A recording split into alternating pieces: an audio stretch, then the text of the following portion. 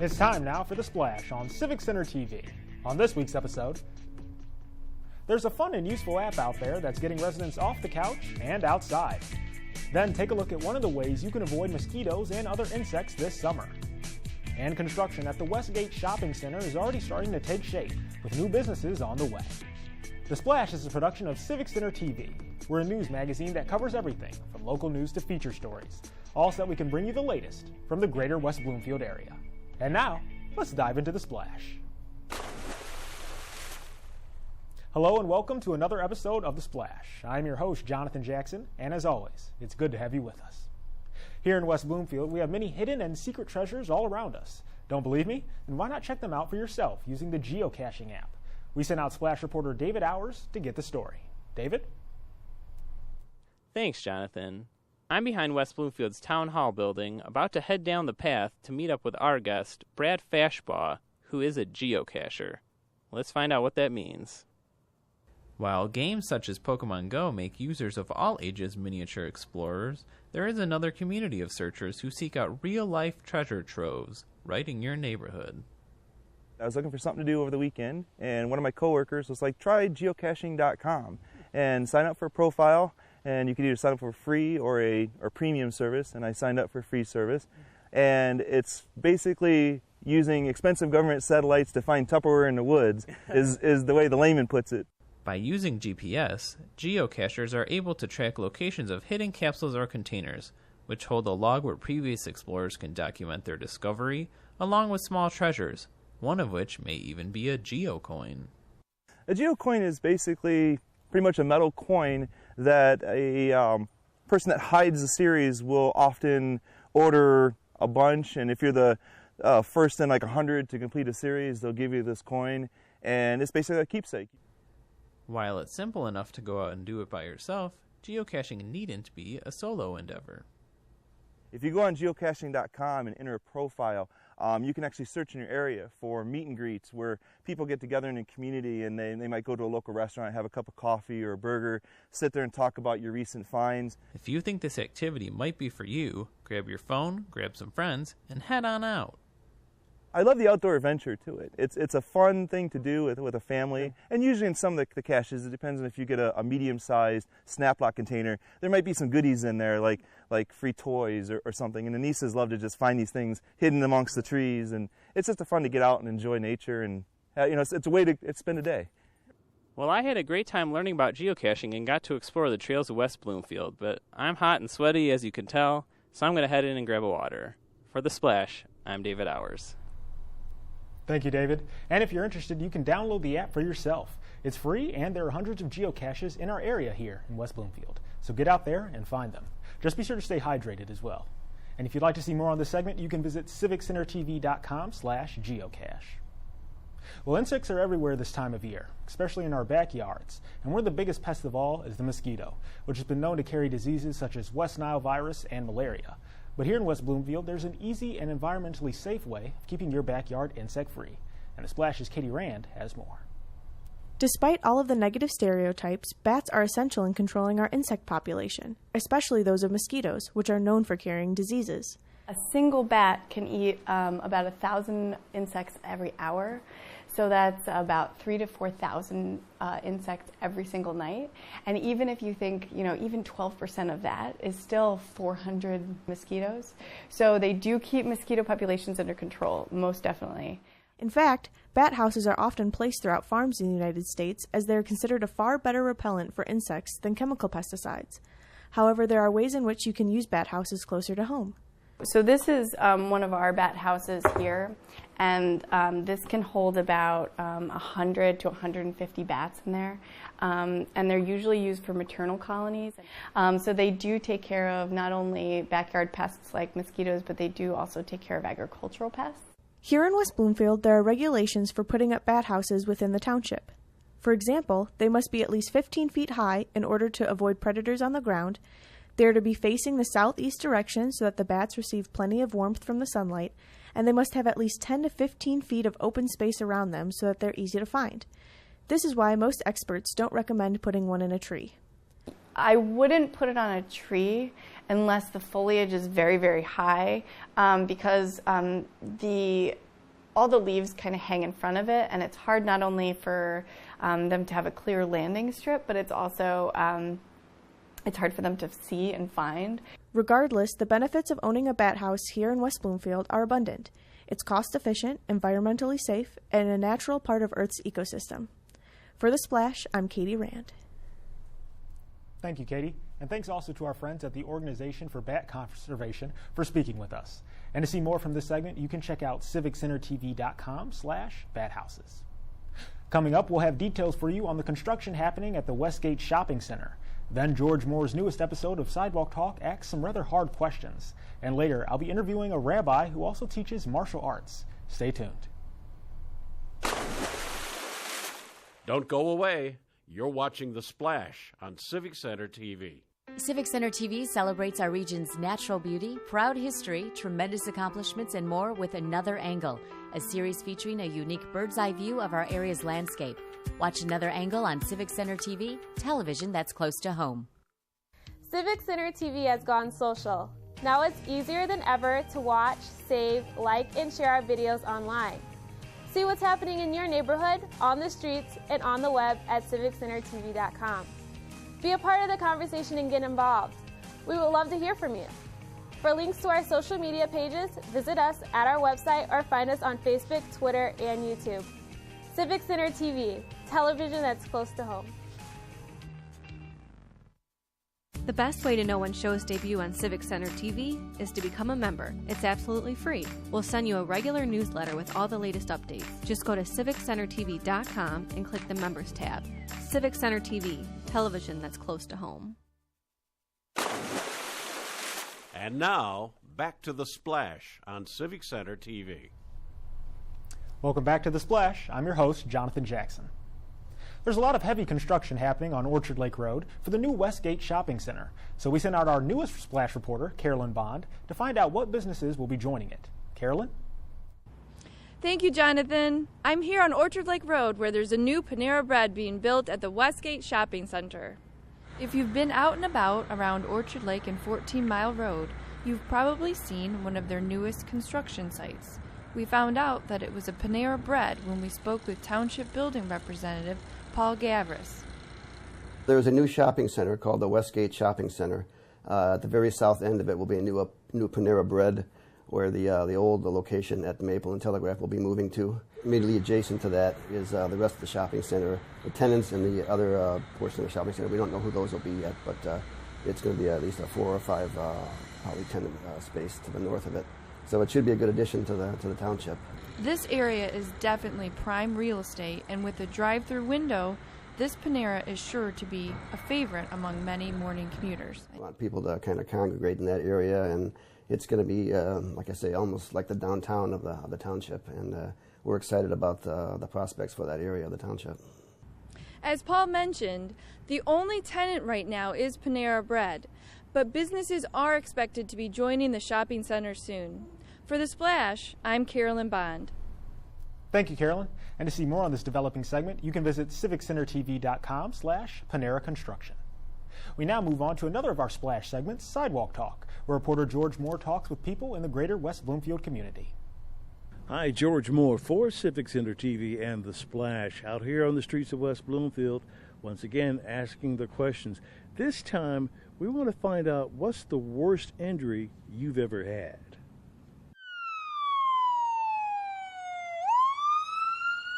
What's the worst injury that you've ever had?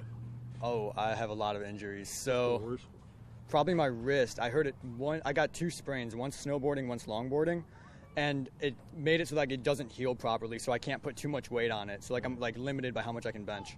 I think the worst injury I ever had was when I was working out right before my daughter's bat mitzvah to try to get in shape, and I fell on a Bosu ball, which are stationary objects, and it's impossible to fall and injure yourself on one, but I did it, and I broke my ankle right before her bat mitzvah. That was the worst. Probably a badly sprained shin playing basketball.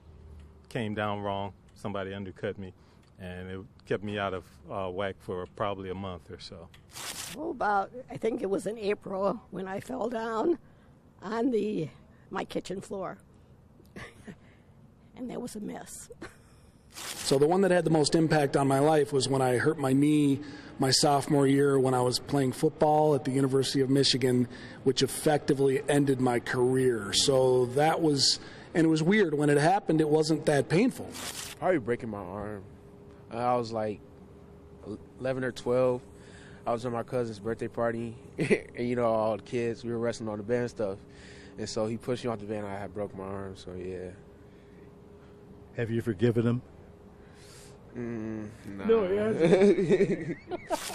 The worst injury I've ever had was hitting my head on a metal stepladder at a lake.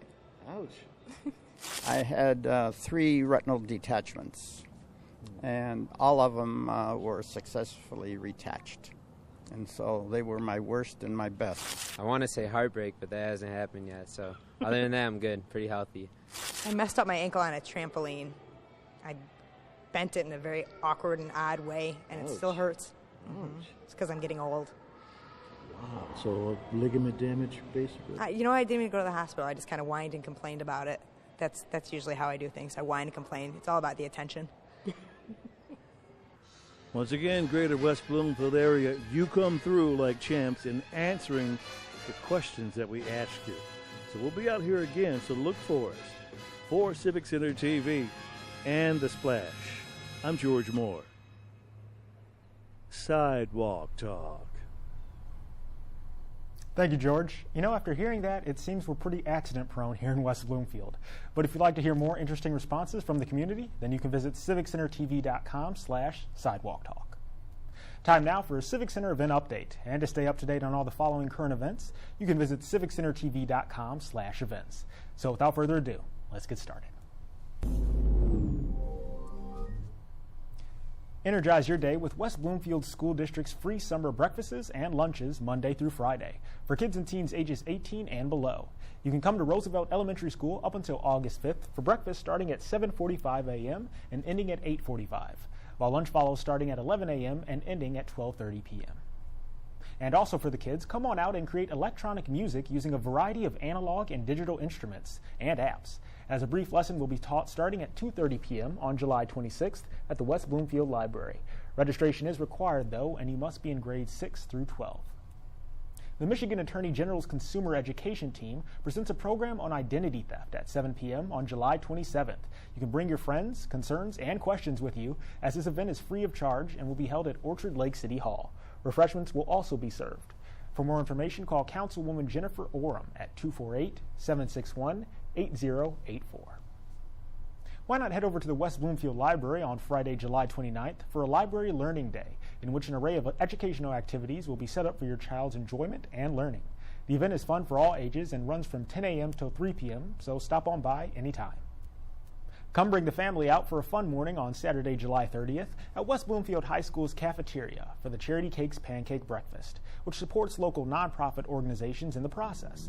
The cost is only $10 a person or $5 for children under 4.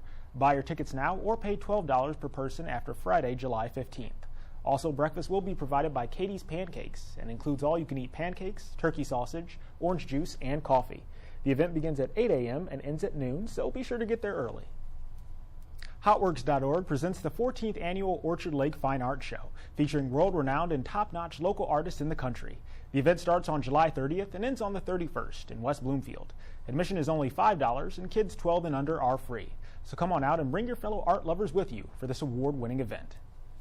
And for all West Bloomfield residents, there will be 2 solicitors here in the township until August 1st. The first, Clean Water Action, will be active Monday through Friday from 4 to 9 p.m. and on Saturdays from 11 to 5. Meanwhile, Fund for the Public Interest will be in action Monday through Friday from 3:30 to 8:30 p.m. and on some Saturdays. Everyone is invited to enjoy some storytelling and music by the duo Bob and Audrey. Children will even have opportunities to play various instruments during the performance. The event will be held on August 2nd at 10:30 a.m. in the West Bloomfield High School cafeteria. No registration is required either. Marshbank Music Series features Hidden Agenda on August 3rd at 7 p.m. You can bring a lawn chair or blanket and listen to some classic rock, blues, and pop on Concert Hill at Marshbank Park. Henry Ford West Bloomfield Hospital has designed a special interactive cooking class for kids to use herbs to improve both taste and health. On August 6th from 10 a.m. to noon, you can learn a variety of recipes using herbs and experiment with those combinations. Then visit the greenhouse and experience a planting project of your own. For more information or to register, please call 248-325-3890. Are you a Lego enthusiast between the ages of 5 through 12? Well, if you are, on August 8th, the West Bloomfield Library will have lots and lots of Legos for you to create your own masterpieces. Starting at 1 p.m. and ending at 3, it will be a Lego extravaganza. Registration is required, though, so make sure to do so ahead of time. Journey back through time with the West Bloomfield Library to the land of the dinosaurs, along with your tour guide, Paleo Joe, who will be there to help explain the language of fossils. The event takes place in West Bloomfield's library meeting room on August 9th from 2 p.m. to 2:45, and everyone is welcome. Later on August 10th at 7 p.m., the Marshbank Music Series ends on a powerful note with Remedy, Detroit's most booked cover band. You'll have a great time listening to their popular cover tunes from the 60s throughout today, so come on out and join them for their last summer concert. An hour of mind-expanding music from the 1960s awaits you at the West Bloomfield Library on August 11th, starting at 7 p.m. Listen to and discuss some of the most original music and lyrics in music history, resulting from experimentation with different genres, composition, and instrumentation. As Jefferson Airplane once instructed, feed your head. Everyone is welcome to the event, and there's no need for registration either. Pleasant Lake Improvement Association History is the Greater West Bloomfield Historical Society's open house theme on August 14th from 1 to 4 p.m. The event takes place at the Orchard Lake Museum, where there are area artifacts, historic photos, documents, a 17th century dugout canoe, and the original Kego Cinema sign. If you're a Detroit Tigers fan, then listen up, because you can buy tickets for an upcoming game on Saturday, August 20th at Kego Harbor City Hall. The cost is only $27.50 for the reserved seats in the upper deck, which includes transportation. The bus leaves at 5:30 from Roosevelt Elementary School to Comerica Park for the 7-10 game against the Red Sox. If you have any questions, call 248-225-6173 and ask for Dan Harrington. Oakland County Animal Control census team workers are going door-to-door to verify compliance with Michigan state dog law that requires all dogs to have a valid dog license. Census workers will be driving marked county vehicles and wearing county uniforms with proper identification throughout the township from now until September 22nd, so be sure to have your pet validly licensed. Well, that's all for now, but if you're looking to find even more events going on in your neighborhood, then be sure to follow us at civiccentertv.com/events and look up our events calendar. And as always, stay tuned right here for more information on everything going on in the greater West Bloomfield area. Time now for a quick break, but afterwards I'll be sitting down with Rabbi Goldberg, the founder of an organization called Kids Kicking Cancer, which teaches and inspires children through the martial arts. You are watching The Splash on Civic Center TV. Be sure to catch live coverage of Laker sports, up-to-date information on local events, and of course, non-stop music on 89.3 WBLD, the all-new Lakes FM. I'm Kelly Waterfall for Civic Center TV. All around West Bloomfield, people are saying there's great, if not totally compelling programming on Civic Center TV. What's the best way to know when our newest shows debut? Become a member. It's absolutely free. We'll send you a regular newsletter with all the latest updates. Just go to civiccentertv.com and click the Members tab. Civic Center TV, television that's close to home. For years, Civic Center TV has been bringing you live coverage of local municipal meetings. The meetings are now available on demand at civiccentertv.com/meetings, or watch the meetings again the following day on Civic Center TV, television that's close to home. And now, back to The Splash on Civic Center TV. Welcome back to The Splash, everyone. I'm Jonathan Jackson, and my guest on the show this week is Rabbi Goldberg, the founder of Kids Kicking Cancer, a finalist on the CNN Heroes program, and a father figure to hundreds of kids who have been diagnosed with cancer. So Rabbi Goldberg, or should I say Rabbi G, thank you for being here today. My great pleasure. So Rabbi, tell me a little bit about Kids Kicking Cancer. When was it founded, and how did you come up with this? Kids Kicking Cancer began officially in 1999, but it goes back to my first teacher in this world, who was our daughter.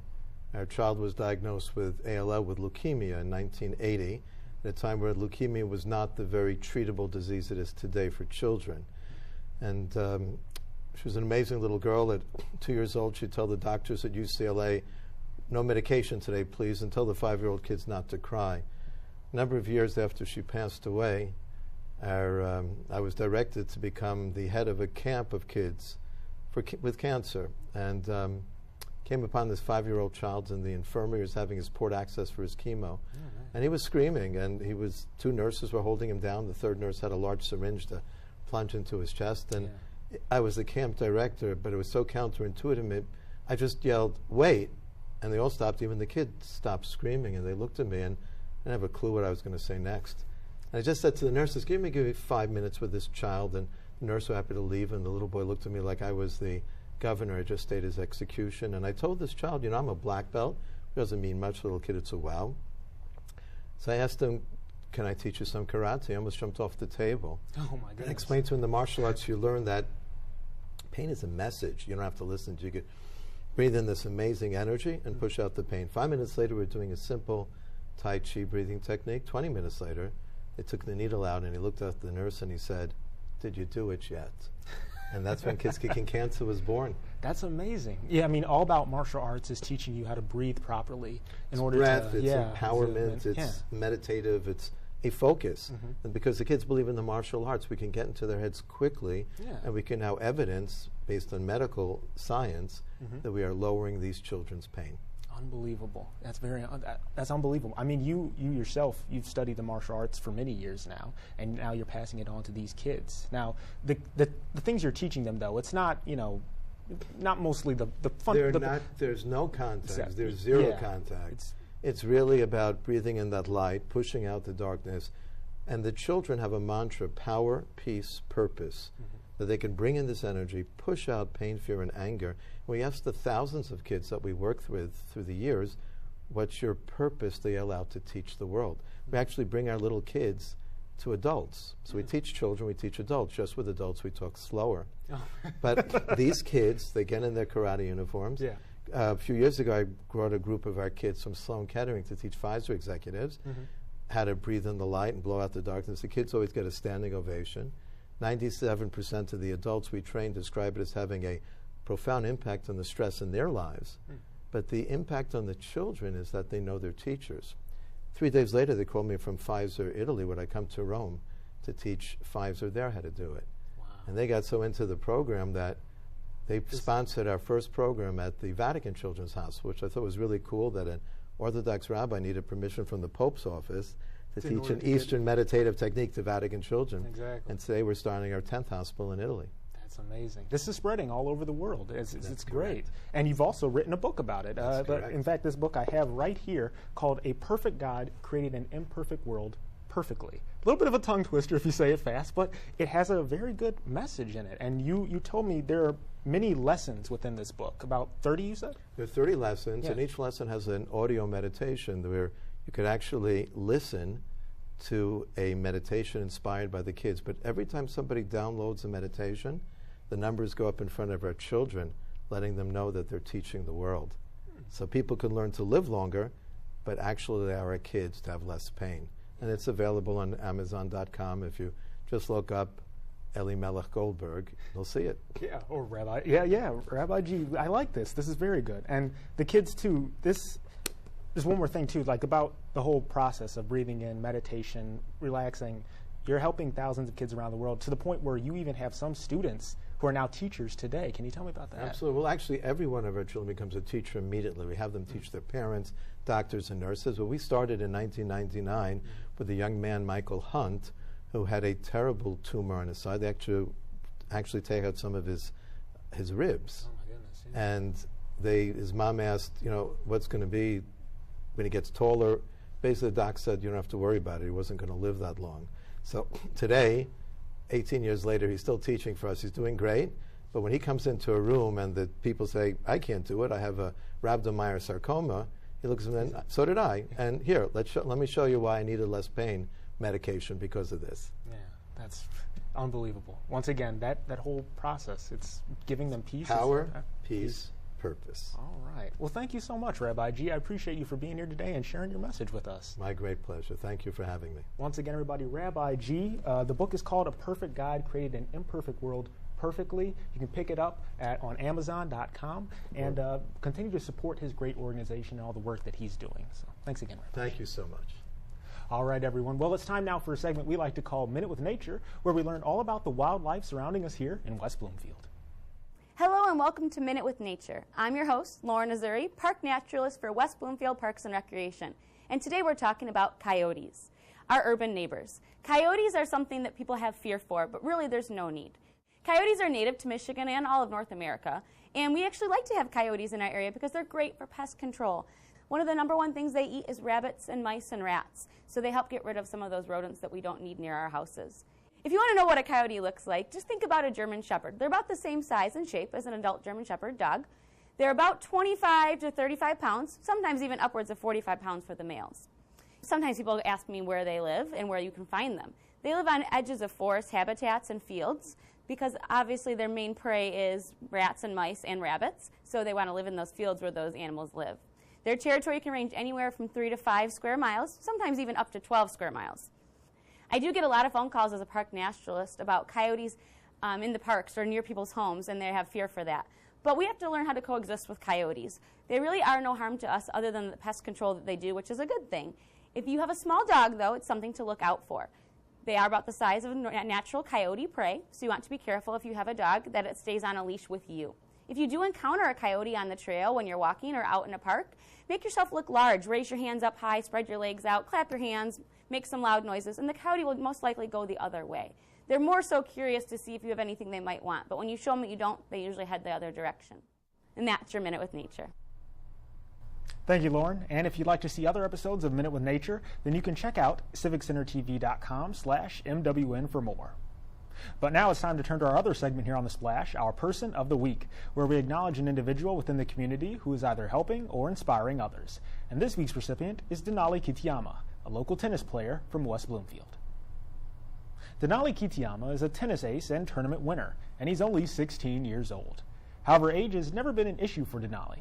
Since he was 2, he had already started practicing the sport and even began playing competitively at 8. He says his dad is the one who got him into tennis and is even coached by him, which was difficult at first, Denali says, but also very rewarding. Throughout the week, Denali can often be found practicing at the Novi Sports Club and even with other students at Novi High School. His biggest role model is Justin Rossi, a tennis player at the University of Michigan, who also coaches him as well. Denali says he loves to watch Rossi play because of their similarities in size and play style, as they both favor the strong forehand approach. After high school, Denali says he has plans to continue playing in college and wants to see if he'll continue his career from there. However, he just won a prestigious tournament last month in Indianapolis, winning 7 matches in the process out of a roster of 128 players. That's why, through all of his hard work, talent, and overwhelming support, we're serving Denali Kitayama, our Person of the Week. If you or someone you know is providing a service to their community, then let us know by sending an email to The Splash at civiccentertv.com. We want to congratulate those who are making a difference in our area, and we appreciate any and all suggestions. But that's all the time we have for today. And as always, you can catch new episodes of The Splash every Monday at 6:30 and throughout the week for replays. You can also look up previous episodes online at civiccentertv.com, or you can follow us on Twitter, YouTube, and Facebook under Civic Center TV for more information.